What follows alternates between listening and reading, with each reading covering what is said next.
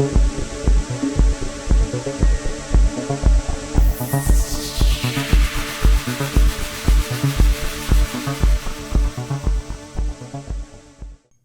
वालेकुम दोस्तों, plan B की जासूस सीरीज़ में खुश आमदीद।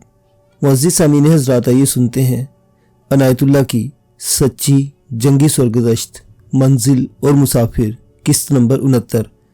मुअज़्ज़िज़ सामीन, आपसे उम्मीद की जाती है कि वीडियो को लाइक करें और चैनल को भी सब्सक्राइब कर लें, शुक्रिया। जिस वक्त जापानी बर्मा से पसपा हो रहे थे और इनके कहीं भी पांव जम नहीं रहे थे, उस वक्त इंडोनेशिया के मुसलमानों की ये फ़ौज जो जापानियों ने तैयार की थी 1,20,000 नफरी तक पहुंच गई थी। जापानी पूरी तरह मुतमईन थे कि इस फौज को अंग्रेज़ों और अमरीकियों के खिलाफ लड़ाएंगे और मशरिक़ी बेईद में इनके पांव जमे रहेंगे। लेकिन वहाँ के मुसलमान कुछ और ही प्लान बनाए हुए थे।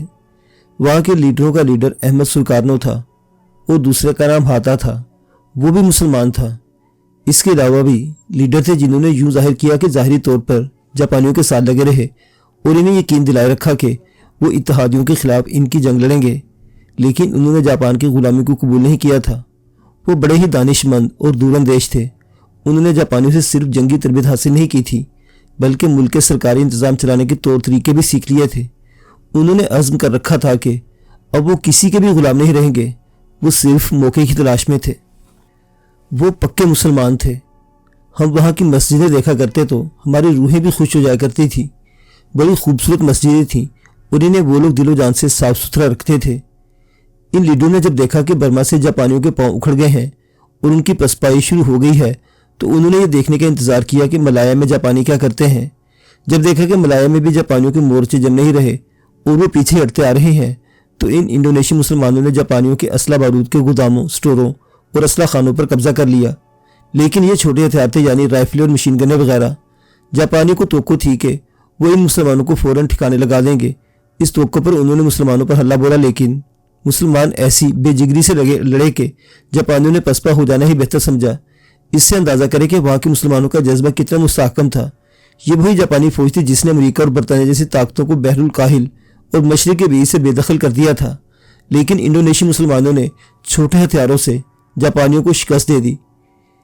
इसका फ़ायदा अमेरिका और बरतानिया को मिला, क्योंकि मुसलमानों ने जापानियों के लिए इस खित्ते की ज़मीन तंग कर दी थी और इन्हें खासा कमज़ोर भी कर दिया था। यह भी एक वजह थी कि जापानियों को वहां से बड़ी तेजी से पसपा होना पड़ा। जापानी पसपा हो गए तो विलंदेजी फिर आन पहुंचे। वहां के मुसलमानों ने बताया कि अब यहाँ इनकी हुकूमत है और वो एक आज़ाद कौम है। विलंदेजी तो इंडोनेशिया को अपनी ज़ाती जागीर समझते थे। उन्होंने इन मुसलमानों को अभी तक वही मुसलमान समझा जिन्हें वो हकारत की नज़रों से देखा करते थे और वो उनकी राया थे। लेकिन अब इंडोनेशिया के मुसलमान बाकायदा फौजी बल्कि एक जंगी ताकत बन चुके थे। उन्होंने विलंदेजियों को एक ही हल्ले में घुटनों पर बिठा दिया। हमें जब मलाया में यहाँ भेजा गया था, उस वक्त हमें मालूम नहीं था कि यहाँ क्यों भेजा गया है, वापस हिंदुस्तान क्यों नहीं भेजा गया। बाद में पता चला कि इंडोनेशिया के मुसलमान गोरिल्ला किस्म की जंग आज़ादी शुरू कर चुके थे। पहले हमें इसके मुतालिक कुछ भी नहीं मालूम था। अब इंडियन आर्मी की यूनिटों को इंडोनेशियन मुसलमान गोरिल्लों के खिलाफ लड़ने के लिए इस्तेमाल किया जाने लगा था।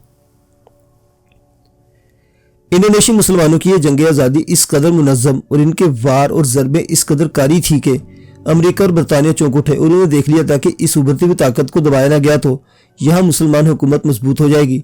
चुनांचे उन्होंने मजीद फौजें इस खित्ते में उतार दी। एक तो ये फौज थी जिसने हमारी बटालियन भी थी। इसके बाद ऑस्ट्रेलिया की फौज भी बुला ली गई और इंडियन आर्मी की मजीद यूनिटें हिंदुस्तान से बुलाई गई और फिर अमेरिका से भी फौज आ गई और फिर अमेरिका और बरतानिया के फ़ज़ाई भेड़ों ने भी इस खित्ते में डेरे डाले। इस तरह इंडोनेशिया मैदान जंग बन गया। इतनी बड़ी ताकत के सामने, जिसके पास टैंक भी थे, लड़ाका बमबार तैयारी भी थे और तोप खानों का तो कोई हिसाब किताब ही ना था। इंडोनेशियन मुसलमानों के पास मशीन गन्ने और राइफलें थी। ये राइफलें मशीन गन्ने जापानी साख्त की थी। इनका एमुनेशन ख़त्म हो गया। मुसलमानों ने विलंदेजियों से जो एमुनेशन छीना था वो जापानी हथियारों में इस्तेमाल नहीं हो सकता था। ये बहुत बड़ी दुश्वारी थी। मुसलमानों ने इत्तेहादियों के ठिकानों पर शब खून मारना शुरू कर दिए और खासा असला और एमुनेशन इकट्ठा कर लिया। तब इत्तेहादियों को पता चला कि इंडोनेशियन मुसलमान तो एक बाकायदा फौज की तरह मुनज़्ज़म है और इस तंजीम को तोड़ना आसान काम नहीं। इंडोनेशियन मुसलमानों की इस जंग आज़ादी को आलमी तारीख में ख़ास मुकाम हासिल है। इस पर किताबें लिखी गई थी। एक किताबें वो थी जो आम लोगों को पढ़ने के लिए है। इनके अलावा फौज और जंगी उमूर के माहिरीन ने अलग किताबें लिखी थी जिनमें इन हुर्रियत पसंदों के तरीका जंग को तकनीकी लिहाज से पेश किया गया था। कहा जाता है कि शुमाली वियतनामियों ने अमेरिका को और सन 1954 में शुमाली कोरिया वालों ने भी गोरिल्ला जंग के जरिए शिकस्त दी थी, लेकिन वियतनामियों को और कोरिया वालों को भी रूस और चीन की भरपूर मदद हासिल थी। इंडोनेशिया के हुर्रियत पसंदों को सिवाय अल्लाह ताला के कहीं से भी कोई मदद हासिल नहीं थी। अमेरिका और बरताने वाले पहले तो ये समझते रहे कि इन मुसलमानों के पल्ले कुछ भी नहीं, इन्हें तो फौरन जेर कर लिया जाएगा। लेकिन इन इत्तेहादियों को जब इंडोनेशिया के हुर्रियत पसंदों के हेडक्वार्टर के ऑपरेशन ऑर्डरों की कुछ कापियां मिली तो इनके होश ठिकाने आए और तब इन्हें पता चला कि इनका सामना मामूली से और गैर मुनज़्ज़म लोगों के साथ नहीं। मैं ऐसे एक ऑपरेशन ऑर्डर का तर्जमा पेश कर रहा हूँ। ये इंडोनेशियाई मुसलमानों के हेडक्वार्टर से जारी हुआ था, जिस पर इनके 3 कमांडर नासूशन के दस्तखत थे। मुलाहिजा फरमाएं, हर गोरिल्ला टोली का कमांडर अपने बलाई कमांडर के साथ राब्ता रखने की पूरी कोशिश करे। हर कमांडर अपने गोरिल्ला जवानों को यह समझाए कि हम मुतहर्रिक जंग लड़ रहे हैं, हमारे न अगले मोर्चे न पिछले, हमारा कोई फ्लैग नहीं, हमारे लिए पेशकदमी और पसपाई कोई मायने नहीं रखती। दुश्मन पर हमला करो, देखो कि दुश्मन की नफरत ज्यादा हो गई है और तुम घेरे में आ जाओ तो फौरन वहां से पीछे आ जाओ और बिखर जाओ, अकेले अकेले हो जाओ ताकि दुश्मन भी तुम्हारी तलाश में बिखर जाए। दुश्मन बिखर गया तो समझो वो तुम्हारा कुछ नहीं बिगाड़ सकता, फतह हमारी होगी, आज़ादी या मौत। इसके नीचे कमांडर नासून के दस्तखत थे।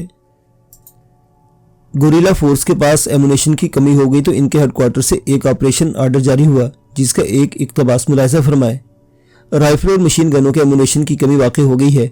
इस कमी को पूरा करने के लिए दुश्मन की कुनवायों पर शबखून पहले से ज़्यादा मारो और एमुनेशन इकट्ठा करो। हर पार्टी के कमांडर अपने जवानों को सख्ती से बताए कि एमुनेशन एहतियात से इस्तेमाल करे। पता चला है कि बाज़ जवान अंधाधुंध फायर कर देते हैं, इस तरह एमुनेशन ज़ाया होता है। हर गोरिल्ला जवान इस उसूल पर अमल करे कि एक गोली एक दुश्मन, एक गोली भी ज़ाया ना हो, आज़ादी या मौत। मैं ज़्यादा दिलचस्प, सनसनीखेज और ईमान अफरोज़ वाक़यात सुनाने से पहले इत्तेहादियों के हेडक्वार्टर का एक ऑपरेशन ऑर्डर पेश कर रहा हूँ। इस ऑर्डर में फ़ौजी इस्तिलाहें इस्तेमाल की गई थी। मैं इन्हें आम फहम ज़ुबान में पेश करता हूँ। ये छोटा सा एक इक़्तिबास है। इस ऑपरेशन का मकसद है एक गोरिल्ला गिरोह का खात्मा।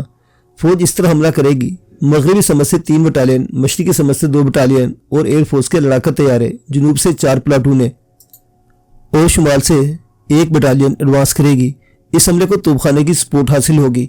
फ़ज़ा में देखभाल के लिए एक ऑस्टर तैयारा होगा।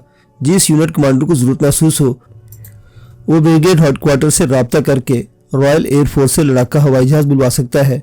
तोपखाना यूनिट कमांडर को दिए हुए टारगेट फायर करेगा। ये जंगी ताकत जो इस ऑपरेशन ऑर्डर में बयान की गई है 2 ब्रिगेडों जितनी है। 2 ब्रिगेडों को इस्तेमाल किया गया किसके खिलाफ? सिर्फ एक गोरिल्ला गिरोह के खात्मे के लिए। ये सारी दुनिया ने देखा कि इंडोनेशियाई मुसलमानों के एक भी गोरिल्ला गिरोह का खात्मा नहीं किया जा सका था। मैं इंडोनेशियाई मुसलमानों का एक वाक़या सुनाता हूँ जो नाकाबिले यकीन लगता है, लेकिन इसके गवाह बरतानिया के 2 अखबार हैं और हिंदुस्तान के अंग्रेज़ी अखबारों में ये तस्वीर छपी थी। बाद में मैंने एक किताब में वाक़या पढ़ा था और इस किताब का मुसन्निफ एक अमरीकी वक़ाई निगार था। हवाई जहाज़ों की लड़ाइयाँ फ़ज़ा में होती हैं। हवाई जहाज़ को हवाई जहाज़ गिरा सकता है। ये त्यारा शिकन गन्ने हवाई जहाज़ को मार सकती हैं, लेकिन कौन मान सकता है कि इंडोनेशिया के जंगली ने बर्छी से एक लड़ाका त्यारा गिरा लिया। यह लड़ाका हवाई जहाज़ अंग्रेज़ों की एयरफोर्स का उस वक्त का तेज़ रफ्तार हवाई जहाज़ था जिसे स्विफ्ट फायर कहते थे। इंडोनेशिया के गोरिल्ले जंगलों में ही रहते थे। उस वक्त इंडोनेशिया के जंगल बड़े ही घने और दुश्वार गुजार थे। वहाँ किसी को ढूंढ निकालना आसान काम नहीं था। इत्तेहादियों ने गोरिल्लों के खिलाफ अपने लड़ाका बमबार तैयारे इस्तेमाल किए थे। बरतानिया के एयरफोर्स, जिसे रॉयल एयरफोर्स कहा जाता था, का एक लड़ाका हवाई जहाज़ वहाँ के घने जंगल के ऊपर बहुत कम बुलंदी पर उड़ रहा था। एयरफोर्स की जुबान में उसे दरख्तों की बुलंदी पर उड़ना कहते हैं। इस हवाई जहाज़ के पायलट को ऐसा खतरा नहीं था कि नीचे से इस पर त्यारा शिकन गन से फायर होगी, और इसलिए वो इतनी खतरनाक कम बुलंदी पर उड़ रहा था। नीचे एक इंडोनेशियाई बर्छी हाथ में लिए कहीं जा रहा था। उसने हवाई जहाज़ को इतना नीचे उड़ता देखा तो वो एक ऊंची टेकरी पर चढ़ गया। एक बार ये हवाई जहाज़ उसके ऊपर से ऊपर आ गया। हवाबाज ने तो इसकी तरफ तवज्जो ही ना दी, लेकिन ये जंगली सा इंडोनेशियाई हवाई जहाज़ को देखता रहा। कुछ दूर जाकर हवाई जहाज़ फिर इसकी तरफ आया। अब के इसकी बुलंदी और ज़्यादा कम हो गई थी। इधर ही इंडोनेशियाई बुलंद टेकरी पर खड़ा था। जब त्यारा उसके करीब आया तो उसने ये बर्छी इस तरह हाथ में तान ली जिस तरह वो शेर पर फेंका करता था। हवाई जहाज़ उसके ऊपर से गुजरने लगा तो इसने पूरी ताकत से बर्छी फेंकी। इस जंगली इंडोनेशिया को यकीनन पता नहीं होगा कि हवाई जहाज़ का नाजुक हिस्सा कौन सा होता है। हवाई जहाज़ की बॉडी एक पतली सी धात की बनी होती है जो एल्यूमिनियम से भी पतली होती है, लेकिन इसमें हवा का इंतहाई तेज़ दबाव बर्दाश्त करने की मजबूती होती है। लेकिन यह धात ज़रा सी ज़र्ब बर्दाश्त नहीं कर सकती और गोली इसमें नहायत आसानी से गुजर जाती है।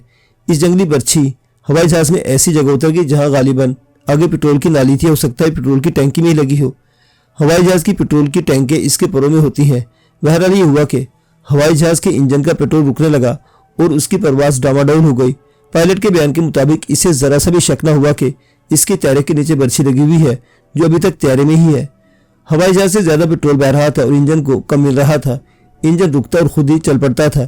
ऐसी सूरत हाल में पायलट ने अपने अड्डे का रुख किया। वो अड्डे पर पहुंच तो गया, लेकिन हवाई जहाज इसके काबू से निकला जा रहा था। नीचे से सबने देखा कि इसके त्यारे के नीचे एक बांसा लटक रहा है। सब हैरान हुए कि ये क्या हो सकता है। इत्तेफाक से हवाई अड्डे पर एक अखबारी रिपोर्टर और फोटोग्राफर भी मौजूद था। ये लोग गुरिल्ला ऑपरेशन और इसके खिलाफ कार्रवाइयों की खबरें लेने आया करते थे। फोटोग्राफर ने इस जहाज की तस्वीर ले ली। ये तस्वीर सारी दुनिया में मशहूर हुई।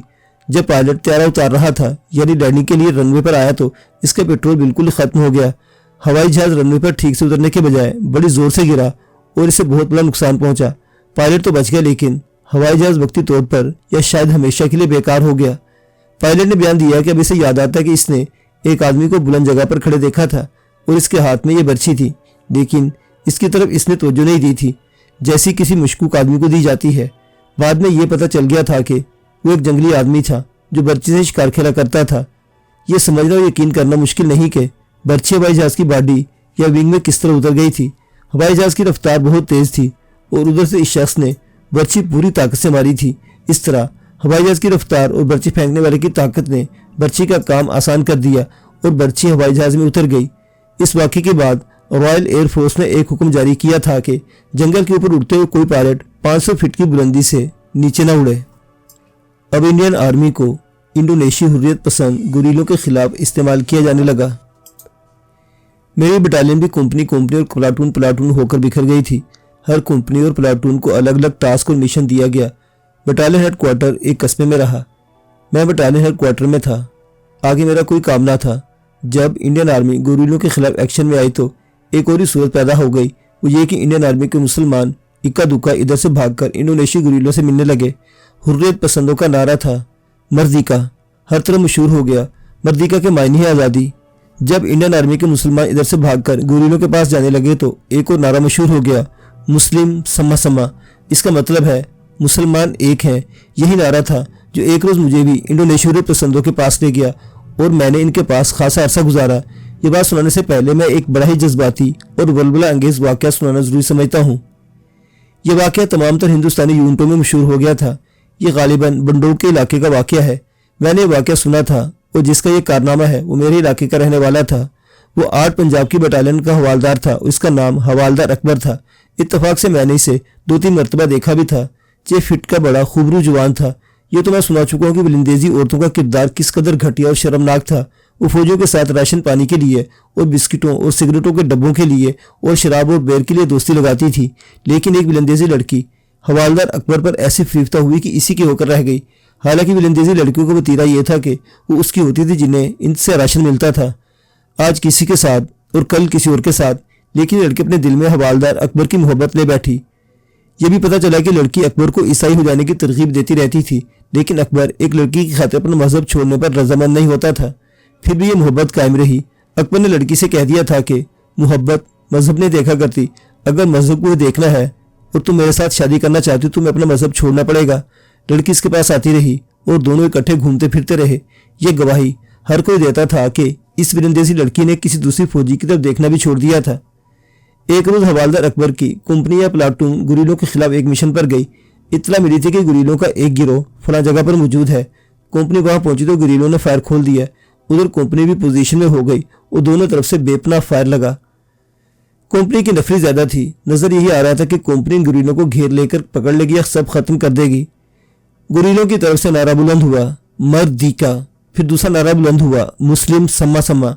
हवालदार अकबर अचानक अपनी पोजीशन से उठा और उसने बड़ी ही बुलंद आवाज से नारा लगाया, मर्दिका, और गुरीलों की तरफ दौड़ पड़ा। और फिर इसने दौड़ते दौड़ते दूसरा नारा लगाया, मुस्लिम सम्मा सम्मा। वो गुरीलों से जा मिलने के लिए दौड़ा था। वो मर्दिका मर्दिका के नारे लगाता जा रहा था। कंपनी कमांडर एक अंग्रेज कैप्टन था। इस बदबख्त ने पीछे से हवालदार अकबर पर फायर कर दिया और अकबर गुरीलों और अपनी कंपनी के दरमियान गिर पड़ा। इसकी लाश उठाने के लिए गए तो गुरीलों ने बहुत ज्यादा फायर कर दिया। इस फायर से 3 जवान मारे गए। हवालदार अकबर गुरीलों तक न पहुंच सका और गोरीले कंपनी के घेरे से निकल गए। अकबर को वहीं कहीं या गालिबन बंडोग में दफन कर दिया गया। वो लड़की उससे मिलने आई तो उसे बताया गया कि अकबर इस तरह मारा गया है। उसे अकबर की कब्र भी दिखाई गई। लड़की का तो ये आलम था जैसे उसका दिमाग माफ हो गया हो। वो ज्यादातर अकबर की कब्र पर हाथ फेरती और धाड़े मार मार कर रोती रहती थी। घर वाले इसे वहां से उठाने आते तो वो काटने को दौड़ती। आखिर एक रोज उसने चिल्लाकर नारा लगाया, मर्दी का, और जंगल की तरफ दौड़ पड़ी। बाद में पता चला था कि वो वापस नहीं आई थी और इसे इंडोनेशियाई गुरीलों के साथ देखा गया था। एक खबर यह भी सुनी थी कि मुसलमान हो गई थी, लेकिन मैं यकीन से कुछ नहीं कह सकता। इंडोनेशियाई हुर्रियत पसंदों की जंगी आज़ादी ने ऐसी कई एक वरुणांगेज और ईमान अफरोज कहानियों को जन्म दिया। ये तो तमहीद है जो मैंने बांधी है। आगे जाकर तफसीलात पेश करूंगा और आप एक रोज मुझे भी और इंडियन आर्मी के बेशुमार मुसलमानों को भी इंडोनेशियाई गुरीलों के साथ मर्दिका का नारा लगाते देखेंगे। मुअज़्ज़िज़ सामीन हज़रात, अनायतुल्लाह तमश की ये जंगी सरगुज़श्त अभी जारी है। बकिया वाक़यात अगली किस्त में देखते रहिए। प्लान बी की जासूस सीरीज़। अल्लाह हाफिज़।